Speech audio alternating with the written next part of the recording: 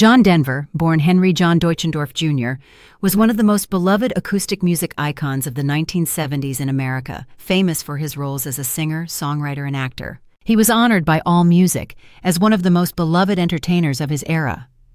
With his long blonde hair, round granny glasses, and songs praising the majestic nature, especially the Rocky Mountains, Denver shaped the image of an artist who was pure and close to the environment.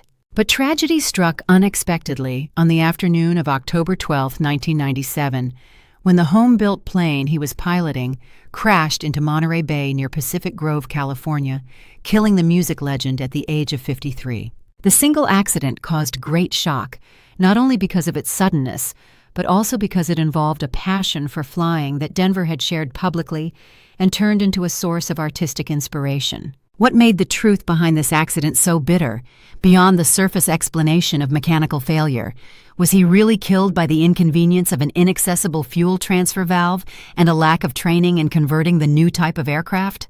Or is there something deeper hidden in the star's glamorous yet dark life, involving a history of drunk driving, a revocation of his FAA medical certificate, and a simmering battle with inner trauma and the pressures of fame? Let's find out the exact truth about this fateful event, peeling back the layers of tragedy to better understand the talented but ill-fated artist and analyzing the harsh contrast between his public image and his inner crisis. Henry John Deutschendorf Jr. was born on December 31, 1943, in Roswell, New Mexico.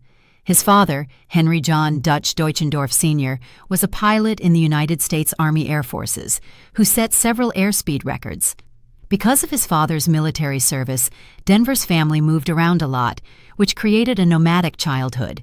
In his 1994 autobiography, Take Me Home, Denver describes his father as a strict, unloving father who left the introverted John feeling isolated and unable to fit in with his peers. The first turning point came when Denver, at age 11, received an acoustic guitar from his grandmother.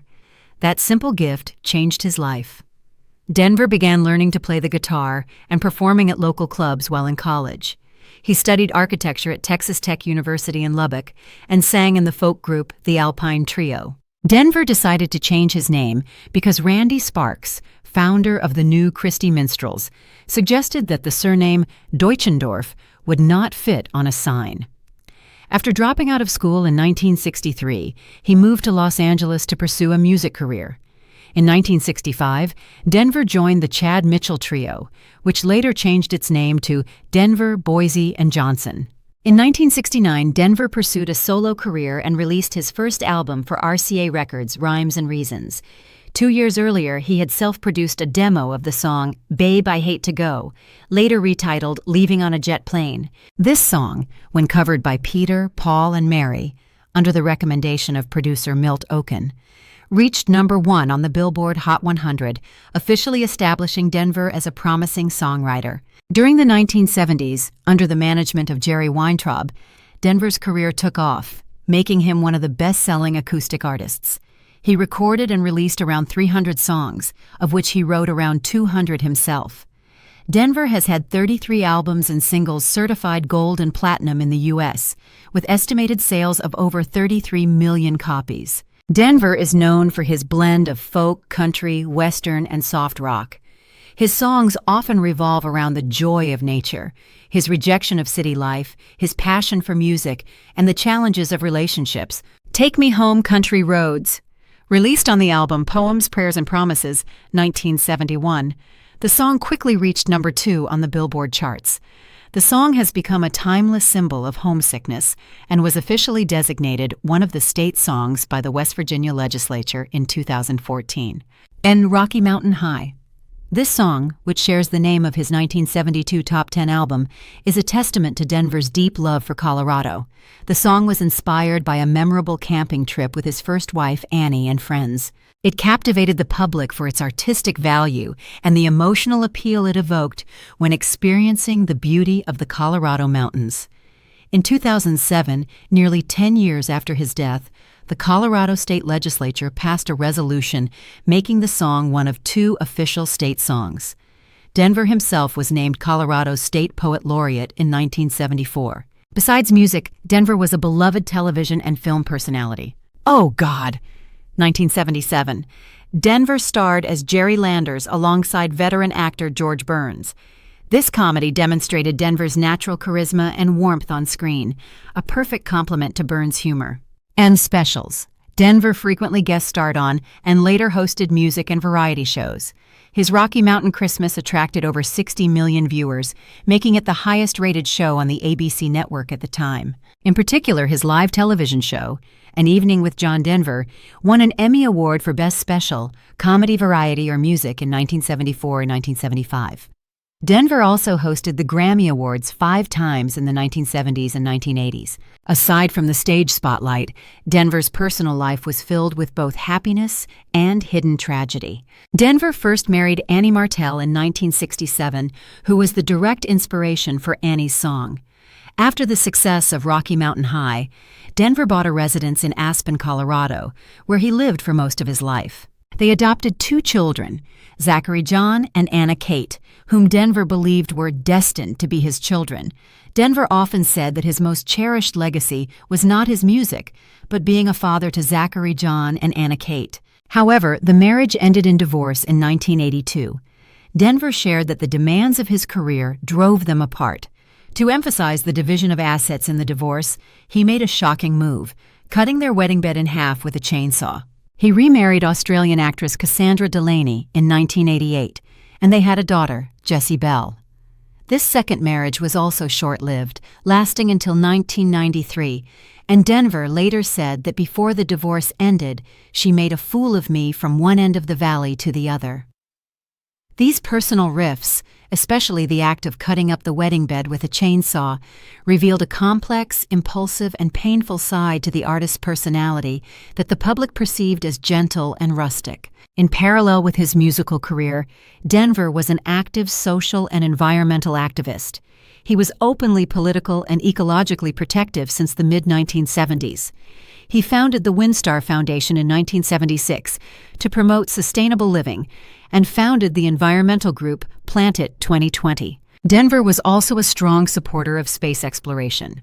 He received the NASA Distinguished Public Service Medal in 1985 for helping increase awareness of space exploration among people around the world, and was a finalist for the first civilian trip on the space shuttle in 1986. In addition, Denver was involved in social causes, including co-founding the Hunger Project.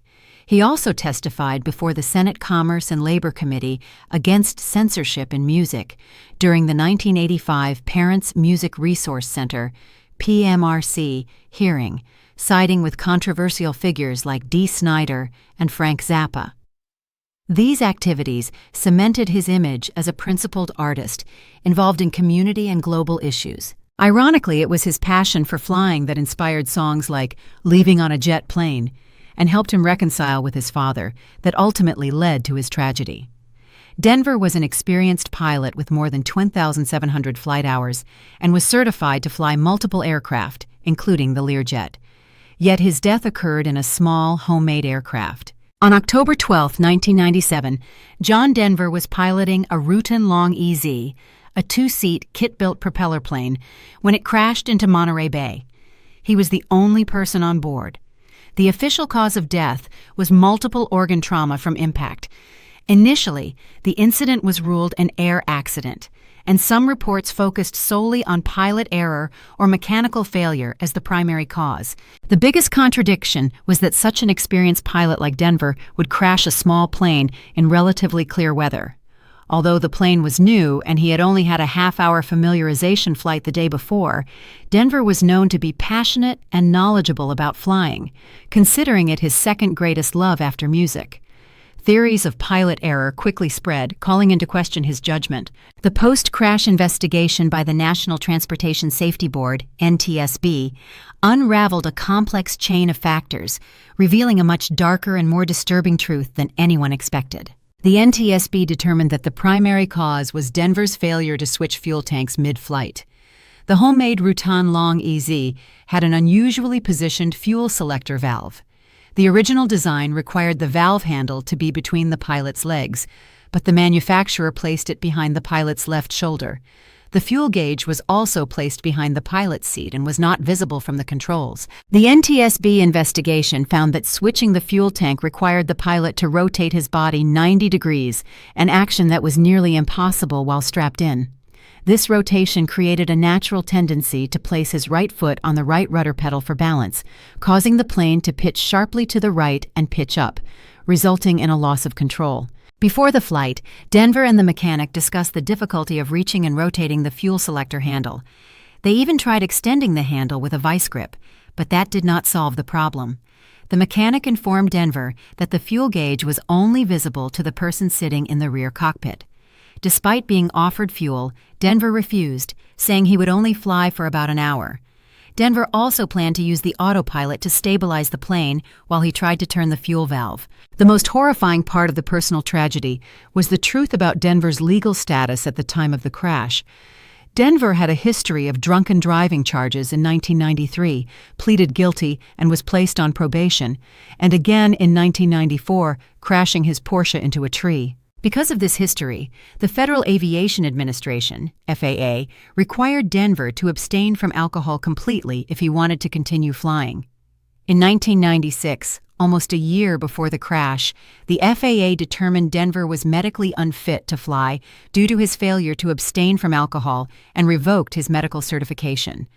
This meant that Denver was operating the Rutan Long Easy illegally on the day of his death. Although an autopsy revealed no traces of alcohol or drugs in Denver's system at the time of the crash, the fact that he was flying without a valid license due to a history of substance abuse and failure to comply with FAA regulations exacerbated the tragedy. It revealed a profound contradiction between his impeccable public image and his secret personal struggles.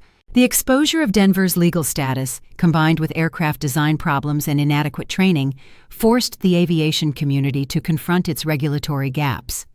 The NTSB recommended mandatory training standards for pilots flying home-built aircraft and emphasized the importance of easy access to all controls, including valves and fuel gauges. For the public, this truth complicated Denver's legacy.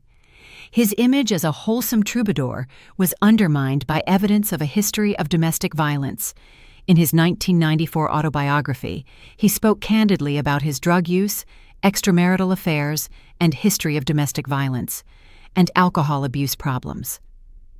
The ultimate tragedy was not just a mechanical failure, but an unfortunate intersection of mechanical failure, poor training, and poor judgment stemming from personal stress and crisis. The true nature of John Denver's death was a double tragedy: a mechanical failure due to poorly customized aircraft, and a personal failure due to his decision to fly illegally while struggling with his own problems. The hidden truth is that Denver was caught in a perfect storm of human fragility and technical failure, where internal wounds, stress, pressure, history of substance abuse led to recklessness and the sacrifice of safety. John Denver's tragedy was not simply an air crash, but a metaphor for the eventual breakdown between a carefully constructed public image and a chaotic personal reality. Denver grew up feeling out of place and struggling to find belonging due to his nomadic lifestyle and strict father. The meteoric rise to fame in the 1970s brought recognition, but also relentless pressure. The pressure of his career was a factor in his first divorce. Deeply personal issues such as drug use, infidelity, and domestic violence were revealed in his autobiography, revealing a darker side hidden behind the Rocky Mountain High image. His struggles with alcohol, which were evidenced by repeated DUI convictions in the 1990s, culminated in the FAA revoking his medical certification. His decision to fly the homemade Long EZ in 1997 was a serious error of judgment. This suggests that Denver was perhaps facing extreme stress and possibly bouts of depression, leading him to ignore safety and legal rules or to seek relief in risky behavior. The tragedy also reflects gaps in oversight of homemade aircraft. The Long EZ's builder's decision to place the fuel valve in an inaccessible location was a serious engineering flaw. While the FAA did its part to revoke Denver's license, the crash underscored the need for stricter training and regulatory standards for homemade aircraft, as even an experienced pilot could not compensate for such a serious design flaw. The climax of the tragedy was not the crash itself, but the moment Denver struggled in the cockpit, trying to turn the fuel valve behind his shoulder. leading to the loss of control. It was a fateful clash of will and physical inability in an aircraft he was not supposed to be flying. The revelation that John Denver was flying illegally due to his inability to abstain from alcohol is far more tragic than mere pilot error. It shatters the image of the hero conservationist who championed healthy living, revealing a painful truth about man's eternal struggle with personal problems and self-destruction. Fame and talent do not protect him from human vulnerability. In this accident, responsibility is multidimensional. The aircraft manufacturer is responsible for the inadequate safety design. However, John Denver himself bears a heavy responsibility. He was a victim of poor aircraft design, but at the same time, he was an adult who exercised poor judgment in deciding to fly a newly purchased aircraft, knowing full well of its design flaws and fuel shortages, while his license had been revoked for failing to comply with the abstinence rule. This is a clear example of how talent and experience are no substitute for personal discipline and adherence to rules, especially when one's personal life is in crisis. The most important lesson from Denver's tragedy is the need to be transparent about mental health and substance abuse issues, even for celebrities. His refusal to sing "We Are the World" because the producer feared his image would damage the song's credibility as a pop-rock anthem illustrates the pressure to maintain a perfect image in the entertainment industry. The dark truth of Denver's death is a warning that unseen pressures, if left unaddressed, can lead to reckless decisions with catastrophic consequences. John Denver's tragedy is timeless, reflecting the struggle between human nature and societal expectations. He was a beacon of optimism, but his death is a grim reminder of how complicated, painful, and contradictory a celebrity's personal life can be compared to the public image they must maintain. This story highlights the complexity of the truth.